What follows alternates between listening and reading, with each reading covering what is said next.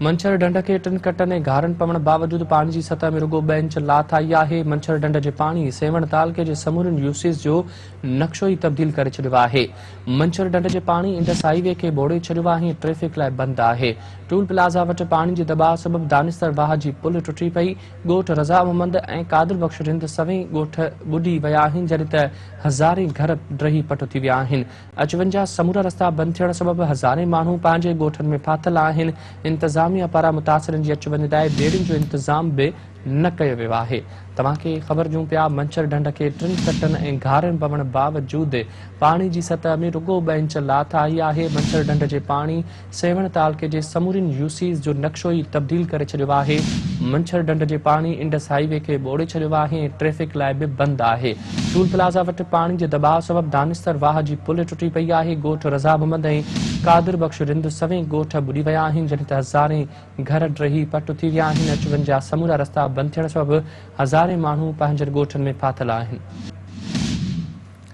तफ़सील मालूम कंदासीं। कादिर कुंभर लाइन ते मौजूद आहे।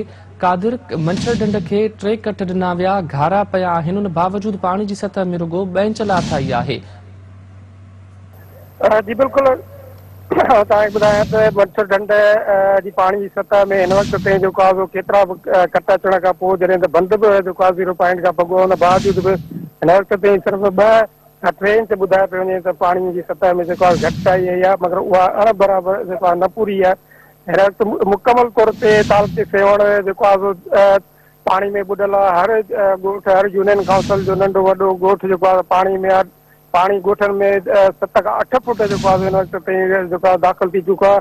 हज़ारनि जे तादाद में तव्हांखे ॿुधाया त माण्हू जेके हिन ॻोठनि में फाथल आहिनि, जेके मथां ई वारा ॻोठ आहे, जेके हिन आसरे ते वेठा हुआ त असांजा ॻोठ मथे आहिनि ऐं जेको आहे न ॿुॾी सघंदा, मगर पाणी उन्हनि ॻोठनि ताईं बि जेको आहे पहुचणु शुरू थी वियो आहे। हिन वक़्तु माण्हुनि खे अचु वञण लाइ जेको आहे बेड़ियुनि जो इंतज़ाम पारां न आहे के माण्हू बेयारो मददगार बणियल आहिनि। जॾहिं त केतिरा ई माण्हू तव्हांखे ॿुधायां त जेको आहे रोड ते वेही जेको आहे निकिरण उस में खुलियल आसमान हेठि जेको आहे रातियूं गुज़ारण ते मजबूर आहिनि, लेकिन इंतज़ामिया पारां उन्हनि जी वार करण या उन्हनि खे महफ़ूज़ अंदरि मुंतक़िल करण लाइ हिन वक़्त ताईं के बि इंतज़ाम न आहिनि कया विया। जॾहिं त डिप्टी कमिश्नर जामशोरो सिर्फ़ु जेको आहे हितां राउंड हणी ऐं पाणी जी जेको आहे सतह खे ॾिसी जेको आहे वापसि वञी कंहिं बि कैंप में मुतासिरनि सां मुलाक़ात या उन्हनि खे आथत ॾियण या उन्हनि खे रेस्क्यू कराइण या उन्हनि खे बेड़ियूं ॾियण लाइ के बि जेको आहे उन्हनि वटि इंतज़ाम न आहिनि। जी ठीक है। कादिर, मेहरबानी तफ़सील ॼाणण लाइ।